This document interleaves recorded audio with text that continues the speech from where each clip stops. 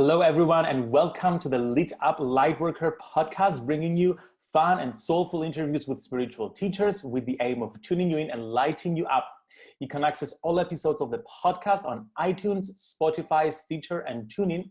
And be sure to subscribe to my YouTube channel for more videos and interviews all about finding and following your life purpose. My name is George Lizos. I'm a spiritual teacher, intuitive, the author of Be the Guru, and the #1 best-selling Lightworkers Gotta Work.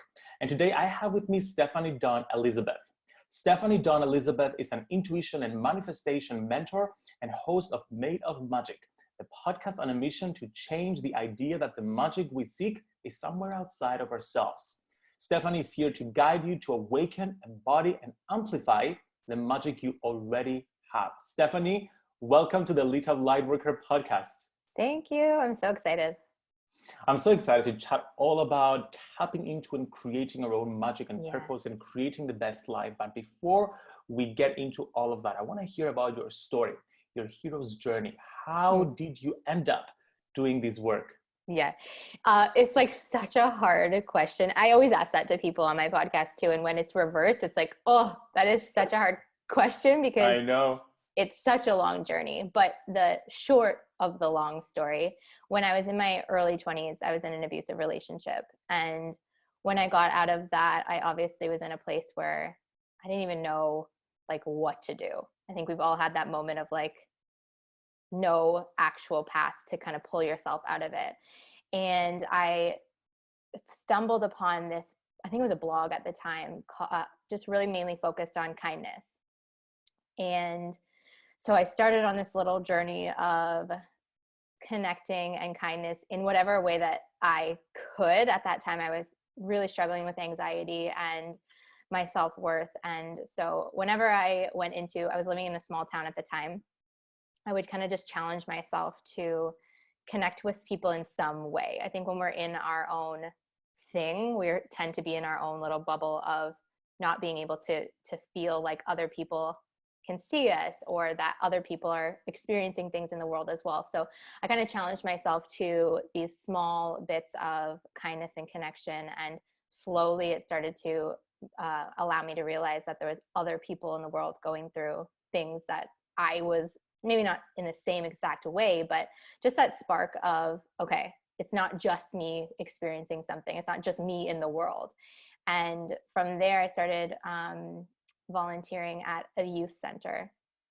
And that like amplified all of it for me, of really realizing that the stuff that I was experiencing to the degree that I was really because we've never been taught to take care of ourselves. And I mainly mentor women now and used to mentor girls. And so for me, it was that experience as a woman of being like, we've sort of set people and women up to not have that connection with themselves and not really be able to, when you experience something hard or traumatic, to be able to have the tools or the connection with ourselves to realize that we also deserve the same kindness and connection and compassion for ourselves that we offer to other people. And so that kind of sparked my journey of, at that time, I started to teach on inner kindness and how to create that connection with yourself. So fast forward now, about a year, and I always like to tell the whole story because I think sometimes, especially as entrepreneurs, we like jump ship from I was in that moment to now I'm like living the life that I love, but it is such a long journey and so many different pivots. And anyway, like a year, so I was mentoring on inner kindness and working with girls in schools around all of that. And then about a year and a half ago, I really had this moment 2 years ago where I decided to quit my job.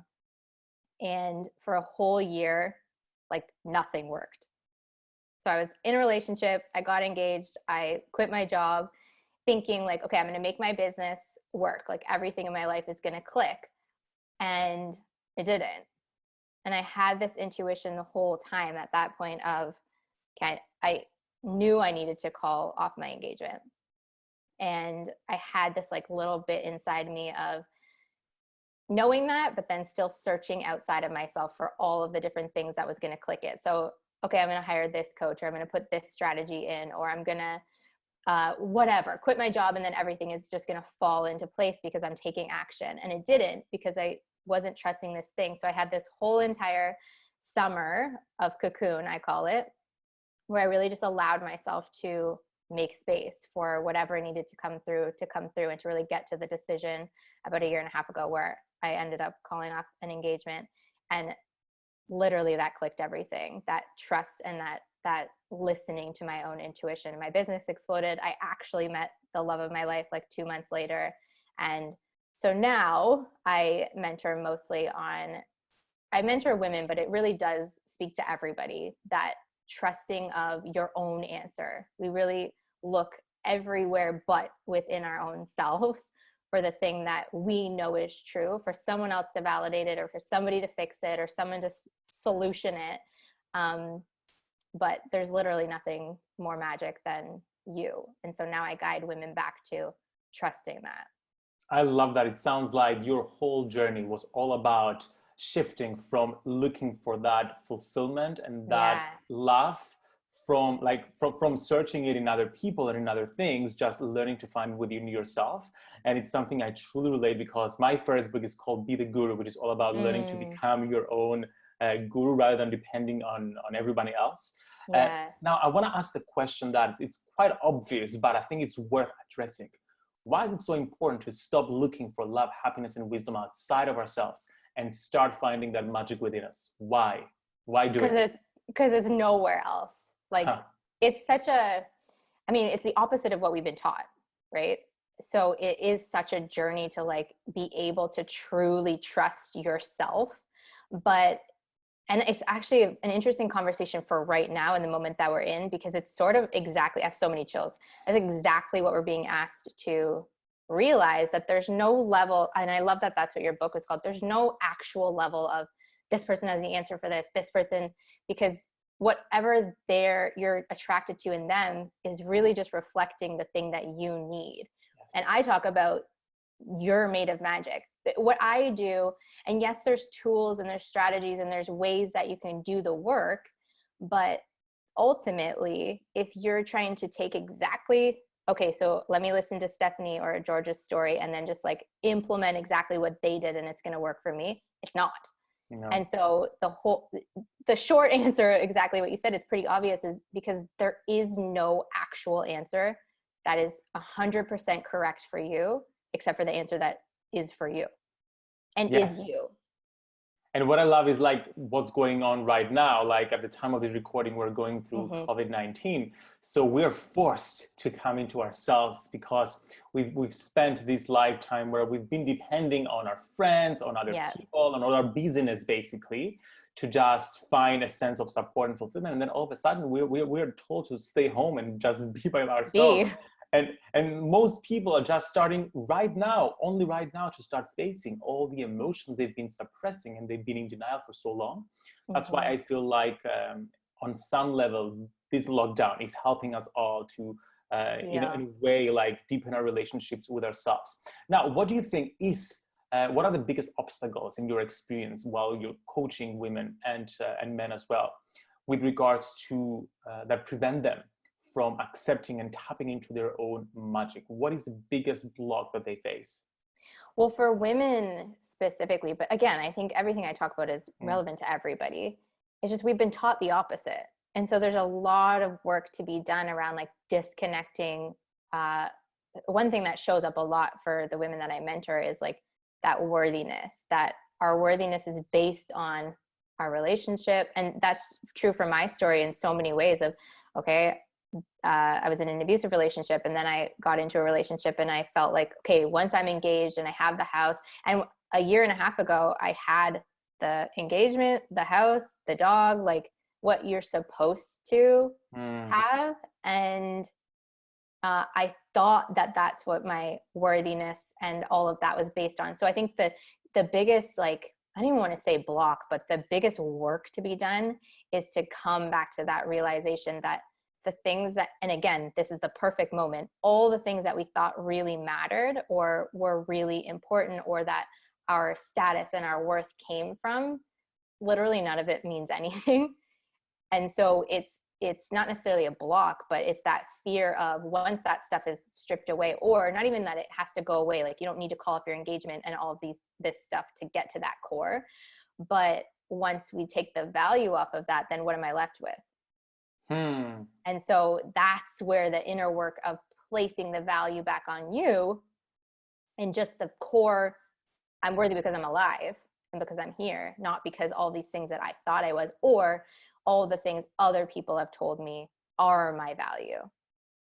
And so I think it's just that fear of what's going to be left once that's all. Because as you've said, that's all we are taught when we read books, when we watch TV series or movies. That is the story of a codependent relationship, like repeated over and over again, and people depending on things to find their own happiness.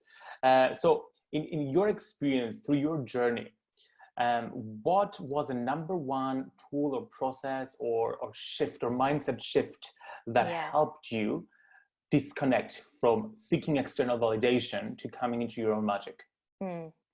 A lot of things. I think the first, if I'm thinking back, like the very beginning, because it's easy for me to say now what I do now, because it wasn't what I did in that moment. Like I was saying with that kindness and connection, we give other people a lot more grace and compassion and kindness than we give ourselves. And so I think being able to have that for other people, but then also recognize that you almost like you need to become aware of what you're thinking and feeling about yourself and what's repeating in your mind and the way that you're acting towards yourself, by almost comparing it to other people. So let's say you have, if you're a woman, let's say even if you don't have a daughter, even if you see your younger self in front of you, like imagine talking to her or putting okay, you'll be worthy when you're married. You'll be worthy when you have X, Y, Z to her. And it's unimaginable. Like you wouldn't. And so having that click for me was like, oh, why am I putting that out to myself when I don't put that out to other people?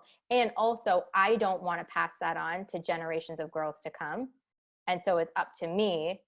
Sometimes you got to kind of, when you're in that place, it's hard to do that for yourself if you've never done that before. And so there is that, like, you deserve that. But even if that's hard, it's like, okay, well, I don't want to keep passing this on to other people. So I need to do the work. So I think that was like the very first, okay, I deserve to do this work. And then there's actual practical things of really giving time and space for myself, because we give so much time and energy to other people and other things, and we deeply want to know what the people we love need and what's going to make them happy and what they crave, and we want to like make it happen for them. But again, unless you intentionally do it, we don't really do that for ourselves. And so even just giving yourself a little, I call it magic mornings. It can be literally any time of the day, but a little slice of time. And I know everyone feels like we don't have time, but especially right now, we definitely have time. Without pressure, but just give yourself time and space to check in with what is going on in my own mind and my own body. We're so focused everywhere else. And even just a simple question of, what do I need right now? And then actually following through with what comes up.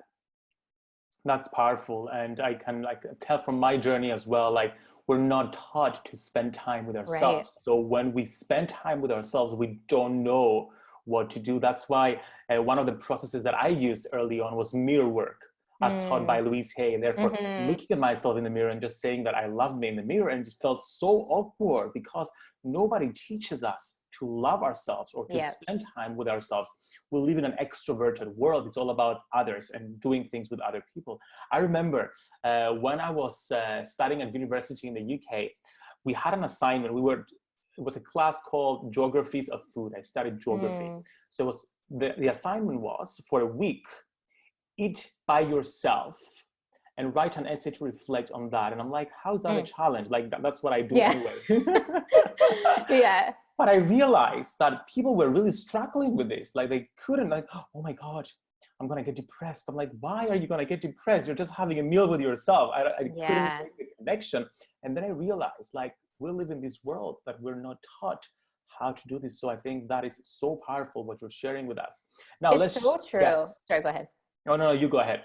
I was just going to say, and that's so clear right now. And I have so many friends who are extroverts, but even if you're an extrovert, you still require that inner connection. But because we're so used to looking for it everywhere else or being busy, right? Like, okay, you want to eat. The first thing that came to me when you said like eat by yourself would be that our first reaction would be, okay, I'll eat with myself, but I'm going to watch TV, or I'm going to be on my phone, or I'm going to be distracted because like, what am I going to do? Just sit there and eat?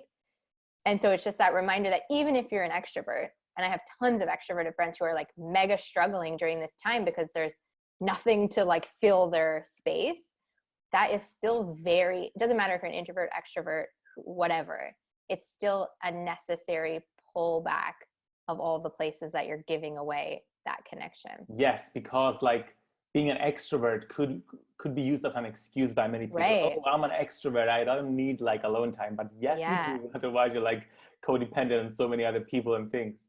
Yeah, and there's no room for anything to ever come through, your own intuition, any kind of connection, any kind of answer you're looking for. It's like exactly what we were talking about in the beginning. Nothing is out there. Yes, you can enjoy being social and doing stuff, but then you still got to give yourself that moment to like, okay, am I actually happy? Do I actually enjoy these things? Am I actually connected to myself?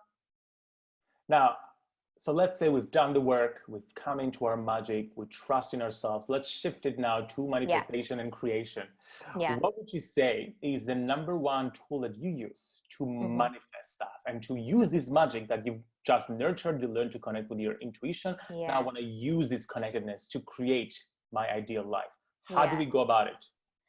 Well, it's interesting because I feel like I'm sort of in a transition period too, with even just how I teach manifestation or because it's so much deeper. Like, again, we can talk about the tools, which is a little bit different for all of us too, because it depends how we feel it. Like it has to feel connecting to us. But the truth is manifesting works because you are connecting with yourself. It's like we, again, as humans want to make it a lot more complex than it actually is. We're like, okay, so I do journal. That is how I actually like connect with myself and spirit. But it's only because I have a connection with myself and spirit that the journaling and all of that works. And so it's important to have those tools, especially in the beginning, right? Like I've never done it before. I need to journal, but I think we sometimes use that also as like an added to do or pressure or, why it's not working. Like, oh, I just didn't journal, so I'm not manifesting. So now I talk about it more as it's just that constant inner transformation and check-in, and that constant, what do I need? What do I need to create? And so for me now, the way that I teach it is, yes, the journaling and all of that is important. But one of the biggest ways to manifest is you have to be able to imagine that that's actually true. So worthiness, that it is available to you and that it is actually, you are actually worthy of it. But if we're looking for like a practical tool, I would say the thing that I use the most is journaling and getting in the energy of what that thing feels like. I was just talking about this morning in one of my groups of a lot of us right now are feeling that like anticipation of what's going to happen based on nothing because we have no idea. And so it's really important to check in with what am I anticipating is going to happen for my life. If you're anticipating that I'm always going to be struggling, love is always going to be hard, people are always going to cheat, I'm always going to be broke and whatever, it's not to say that like that's for sure going to happen, but it's going to be a whole lot harder to have a magic life where everything is actually, and that doesn't mean that quote unquote negative things don't happen or that you're not going to experience the fall at some point in your life because it's inevitable and you need to, but really checking in with like, what am I imagining for myself in my life? What am I anticipating is going to happen? And like, how does that energetically feel? And as much as possible, when you're intentionally trying to manifest, you're always manifesting. So you might as well do this, but as much as possible, like getting in that flow dream, like not how am I going to make this happen, but what is this actually going to feel like? And who do I need to be now in order to call that in? You touched on a very important point, all the tools that we use, the manifestation and tools, are rooted in the relationship we have with ourselves, because so many people have been taught to use manifestation in a very superficial way, like the universe is my bitch and I'm gonna do affirmations and the universe will bring what I want to my life. But that's not how it works. The way I teach it is that manifestation is really collaboration and co-creation with the universe, rather than, oh universe, I want this, just work for me. Like, that's not how it works. One of my best friends is a medium, and she always I think she calls it like minutes with spirit or something like that, where instead of that, like, we're always asking, we're always like, especially when something's happening, right? Like right now we're like, oh shit, I need to manifest, so I'm gonna like ask. And that's beautiful, you have to ask, but you also got to ask, what do they need? What am I here to offer? And so she does, I think she calls it minutes with spirits or sitting with spirit or something like that, where there's no intention for her. It's just what needs to come through me and what can I give? And so it is that co-creative. There has to be, what can I give? And then not even like, what will I receive, but what can we create? And another block that people face is that sometimes they use these superficial processes. They find out that they're not working and they're like, oh, this law of attraction thing doesn't work. So what can we do to problem solve when our manifestation processes aren't working? Well, I think it's all we've been talking about. Like, it's not that it's not working. Number one, you got to trust the timing, because it's not your timeline. And also, we get super specific. Some people manifest specifically, but like, loosen the grip. Like I always say, if you're trying to manifest like this, then it's just not going to work. And it's just not going to feel good. It's going to come from that energy of like, give me, all about me.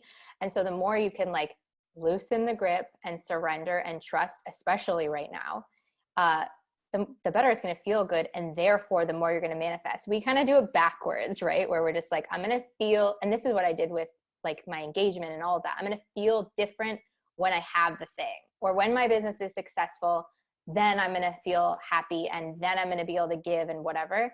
You have to like reverse engineer it. You're only going to manifest those things when you're in that space of feeling that energy already.